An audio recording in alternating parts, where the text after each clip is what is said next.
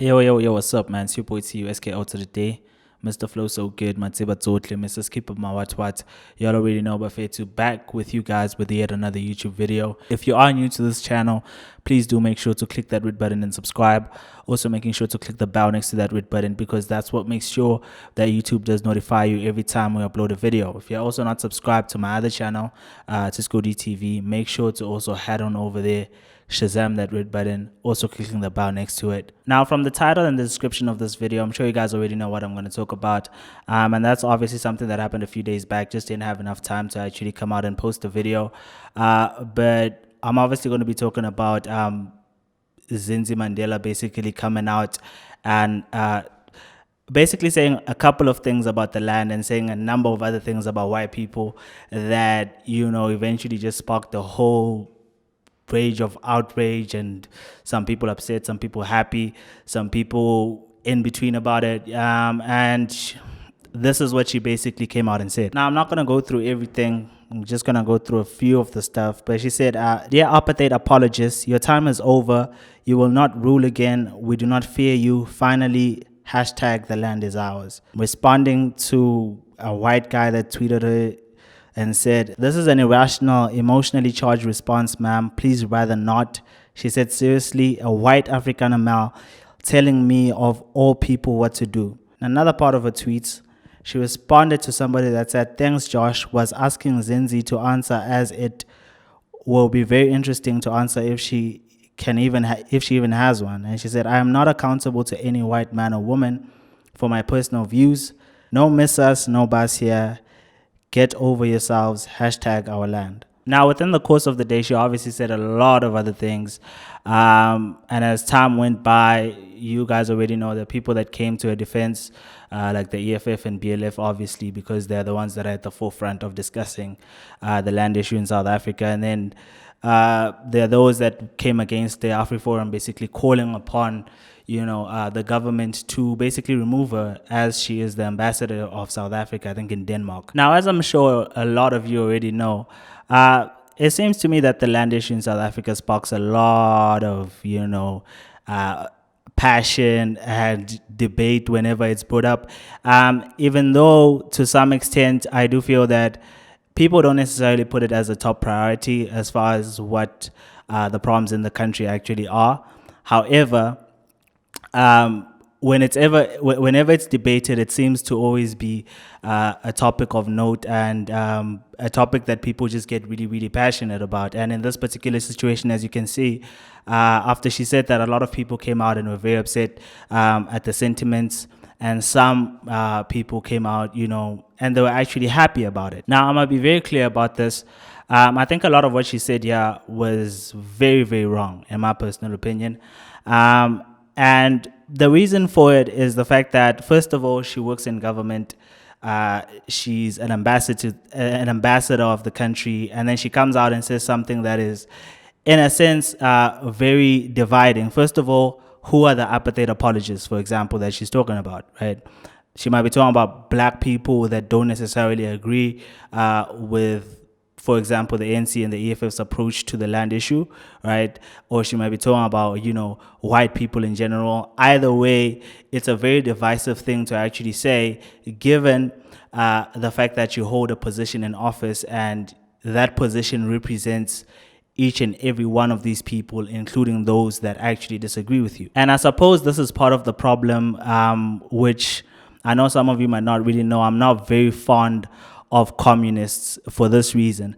I suppose this is part of the reason why I'm not a fan of them, is because every single time people come up and, debate them or engage them on certain issues or disagree with them on certain topics, the response seems to always be, and it's not just communists, let me just put it like this. Generally, there's this, I don't know whether you call it a new left-wing movement or whatever you want to call it, but it's generally a movement that says, if you disagree with me, then you are, I need to call you a name. You are an apartheid apologist. You are this, you are that. There's a whole lot of other names that I can't mention, because the moment I mention them, YouTube will go and block the video. But it's basically a system that is put in place to say that If you don't agree with me, I'll call you a name so that I don't actually have to engage with your ideas. And it's very, very, very worrisome to see somebody that is in a top position of a country like that of an ambassador engaging in that type of behavior, because yet again, you might not agree with the people that think that apartheid was not, or have a point of view of apartheid that you don't have. However, you are still obliged not only to represent them, but also not to come out and basically try and stifle their political opinion as one that is not good enough or one that is useless. A second issue I have with this is obviously the history of the land issue in South Africa, because I always tend to feel like whenever the issue is discussed, it's always biased to one side.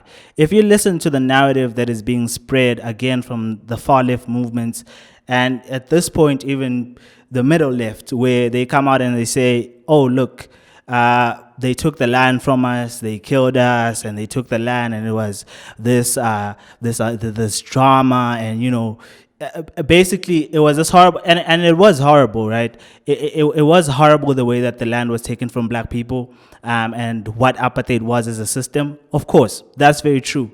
However, if you pay attention to it, they are very selective in how they choose to look at history. Very, very selective.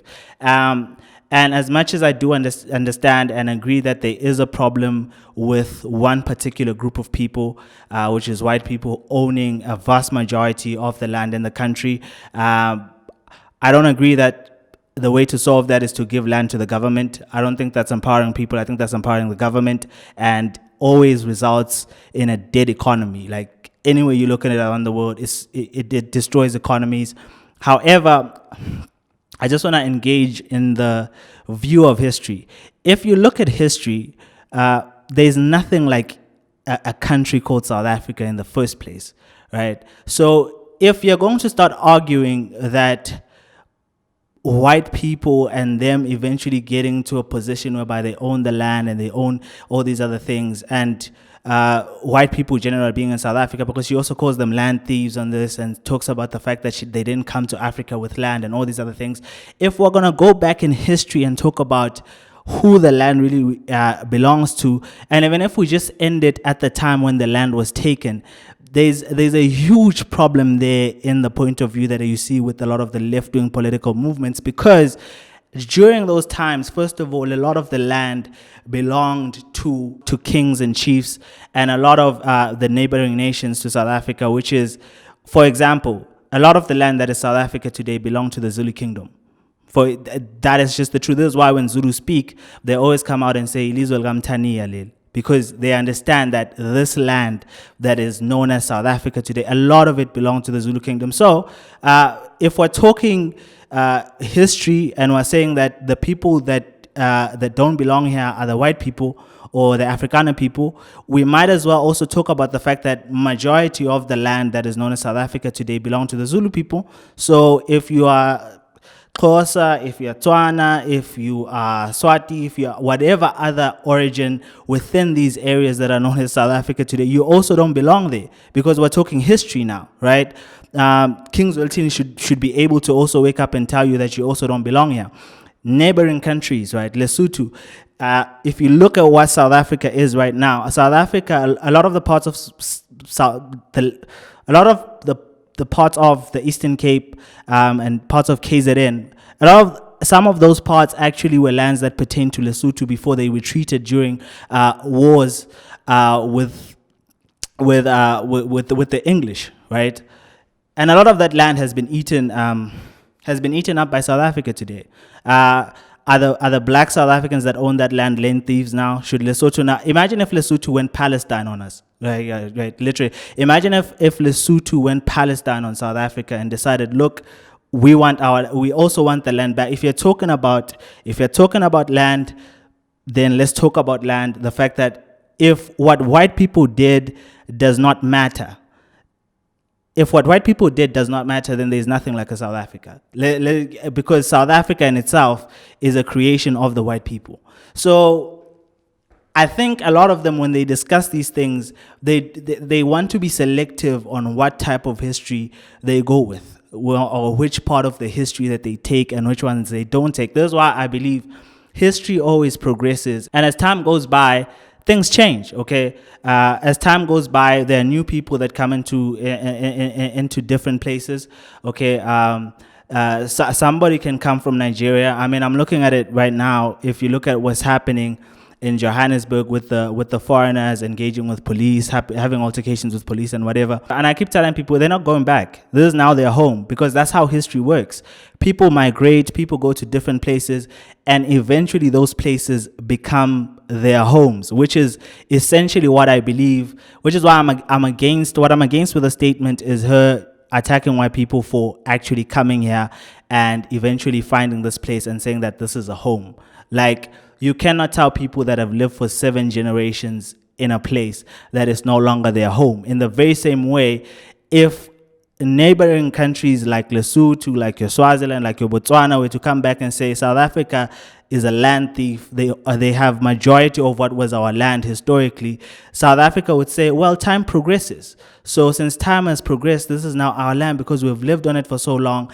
And the colonial masters, which are the English, right? The colonial masters, when they left here, they said, this is South Africa. So, and the Boers maintained it, right? So, in a sense, I think that the digging up of this history of saying the white people don't belong here is eventually going to work against the very same, I mean, Zinzi Mandela's and everybody else that keeps talking, because they engage with the history only to the limit of what they like about the history. Once it starts getting to the parts where they don't like it, where King's Weltin says, oh no, but most of this is mine, it becomes an issue. It's like, no, we shouldn't go that far in discussing the history. So I think just leave it alone, man. Like, if you want to do land reform, find ways to get the land back without you actually starting to tell white people that they don't belong here. Because once you start doing that, then it becomes an issue, because now the Zulus can tell others you don't belong here, the Tswanas can tell others you don't belong here, the Swazis can tell others you don't belong. So all of a sudden, it becomes a problem. And it further legitimizes neighboring nations, because I do know that Lesotho and Swaziland have been making this claim for years. It further legitimizes their claim to the fact that the land doesn't even belong to South Africa in the first place. But y'all leave me your comments in the comment section, letting me know what you think. What do you guys think of Zinzi Mandela's tweets? Do you guys think they're okay? Do you guys think they're bad?